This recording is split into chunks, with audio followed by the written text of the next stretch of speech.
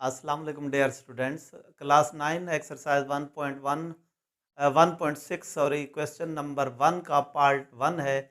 इसको मैं आपको क्रैमर के मेथड से समझा चुका हूँ। आज इसको मैं आप क्वेश्चन को मैट्रिक्स इन्वर्जन मेथड या काल्बों के माकूस के तरीके से मैं समझाऊंगा। ये क्वेश्चन वही है एज इट जैसे क्रैमर का वाला क्वेश्चन था, लेकिन इसको सॉल्व करने का मेथड डिफरेंट है। अब हम इसको स्टार्ट करते हैं। इसमें अगर हम देखें, हमें दो इक्वेशंस दी गई हैं, लेकिन हमने इनको पहले मैट्रिक्स की फॉर्म में लिखना है। हम इसको मैट्रिक्स की फॉर्म में लिखते हैं, writing in matrix form. Matrix form में एक्स और वाई के कोफिशिएंट का अलहदा से मैट्रिक्स बना लेते हैं। ये क्रैमर वाले रूल की तरह सेम ही है। इस तरीके से इधर हमने एक्स लिखा, एक्स वाई, इधर हमने लिखा 4 6 हमारे पास है। पहले भी इसको नाम दिया था ए, इसको एक्स, इसको बी। अब हमने किसकी वैल्यू फाइंड आउट करनी है? एक्स की वैल्यू फाइंड आउट करनी है। एक्स की वैल्यू के लिए मैंने ऑलरेडी बोर्ड पे फार्मूला लिख दिया है। एक्स फाइंड आउट करने का फार्मूला है A inverse B. A inverse B के लिए हमारे पास क्या है? एक्स फाइंड आउट करने से पहले ए इनवर्स चाहिए। ए इनवर्स का फार्मूला हमारे पास है adjoint of A over A mod या डिटर्मिनेंट। इस क्वेश्चन में भी ये ध्यान में रख लें, अगर ए डिटर्मिनेंट या ए मॉड का आंसर जीरो के इक्वल आ गया, मीन सिंगुलर हुआ, तो इसका भी सोल्यूशन पॉसिबल नहीं है। हम इसमें पहले मीन डिटर्मिनेंट फाइंड आउट करेंगे, फिर एडजेंट फाइंड आउट करेंगे, उनको डिवाइड करेंगे, वो ए इनवर्स बन जाएगा। जब ए इनवर्स बन गया, उसको फिर हम फार्मूले के मुताबिक बी से मल्टीप्लाई कराएंगे तो ये एक्स की वैल्यू निकल आएगी। हम स्टार्ट करते हैं इस क्वेश्चन को। हमारे पास ए है 2 -2 3 2। अब हमारे पास क्या आ रहा है? A mod is equal to 2 -2 3 2। ये हमारे पास है। इसमें हम डिटर्मिनेंट के बाद क्या करते हैं? डायगोनल एंट्रीज, वत्री अरकान और नॉन डायगोनल गैर वत्री अरकान, इनको हम क्या करते हैं? मल्टीप्लाई कराते हैं। 2 इंटू 2 -3 इंटू -2, इनके दरमियान ये माइनस लिखा जाता है। ये हमारे पास आता है 4 minus minus plus 6 is equal to 10। A mod या ए डिटर्मिनेंट हमारे पास क्या आया? 10 के इक्वल आया। आगे हम लिख देते हैं not equal to 0, it mean this is not a singular matrix. ये नॉन सिंगुलर है, इसका सोल्यूशन सेट पॉसिबल है। अब हम आगे कंटिन्यू करते हैं, एडजेंट ऑफ ए मालूम करते हैं। एडजेंट ऑफ ए जब हम लिखते हैं, इसमें हम क्या करते हैं? डायगोनल एंट्रीज की प्लेस चेंज कर देते हैं। जो हमारे पास डायगोनल एंट्रीज हैं उनकी प्लेस चेंज करते हैं, नॉन डायगोनल की साइन चेंज कर देते हैं। इसमें डायगोनल में तो 2 और 2 सेम आ रहा है, वो तो फर्क ही नहीं पड़ता, लेकिन नॉन डायगोनल में इधर -2 था, इधर +2 लिखेंगे, इधर 3 था, इधर -3 लिखेंगे। ये हमारे पास एडजेंट ऑफ ए आ गया। अब हमने क्या करना है? ए इनवर्स फाइंड आउट करना है। ए इनवर्स का हमारे पास फार्मूला है adjoint of A over A mod.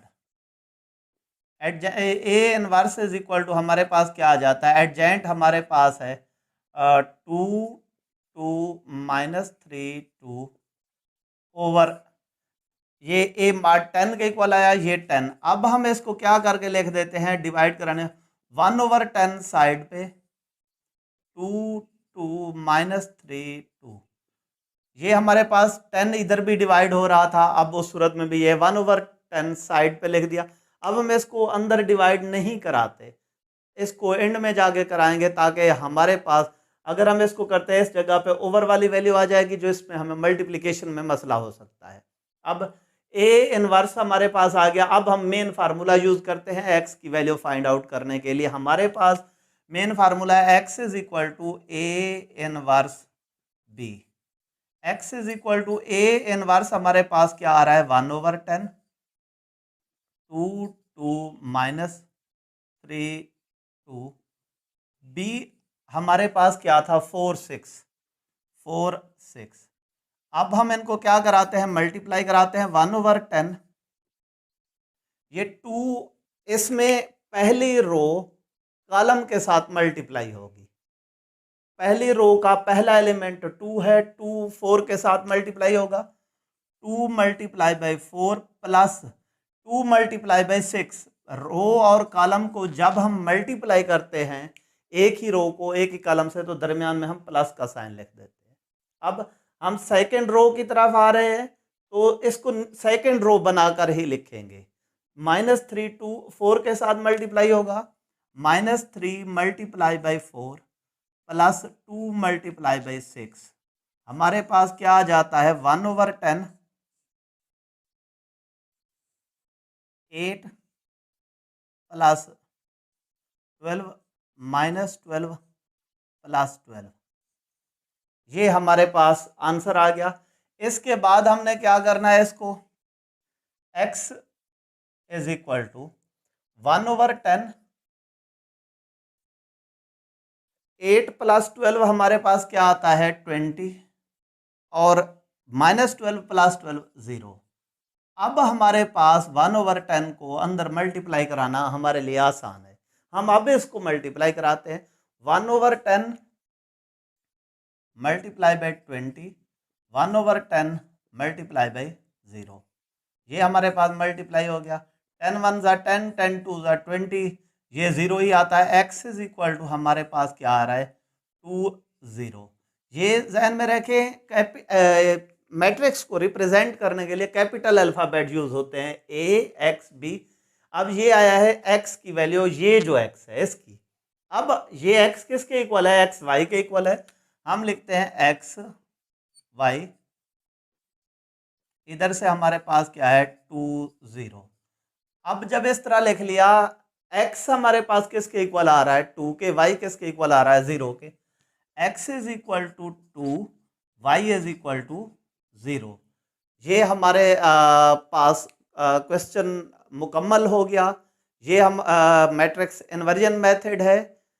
ये उम्मीद करता हूँ ये क्वेश्चन भी आपको क्रैमर रूल की तरह समझ आ गया होगा। अगर आपको ये लेक्चर भी पसंद आया है तो एंड में जो रिक्वेस्ट होती है, चैनल को सब्सक्राइब भी कर दें, लाइक भी कर दें, कमेंट करके हौसला अफजाई भी कर दिया करें।